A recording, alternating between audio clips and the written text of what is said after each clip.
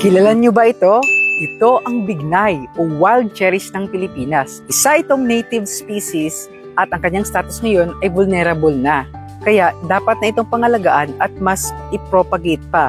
Ang scientific name nitong bignay ay Antidesma buneus at ito ay isang katubong puno na kilala bilang wild cherries o berries ng Pinas. Ang mga prutas nito ay madalas gawing masarap na alak, juice at jam habang ang mga dahon at balat ng puno ay sinasabing ginagamit raw bilang tradisyonal na lunas o gamot. Hindi lang ito beneficial sa tao pati na rin sa mga ibon at hayop sa kagubatan.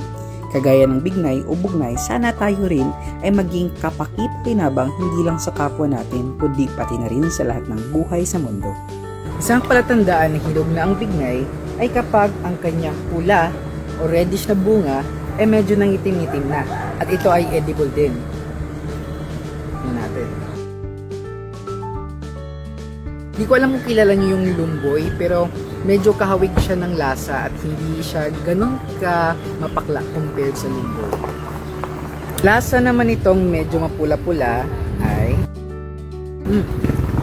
medyo may kaunting asim. Pero masarap pa rin. Kung gusto nyo makakita ng bignay, bisita lang kayo dito sa Gaya's Kitchen dito sa Tanay Rizal. Dito, makikita nyo rin ang iba't ibang klase ng mga native trees at native flowers. Kaya kung nagustuhan mo itong video, follow nyo lang ako.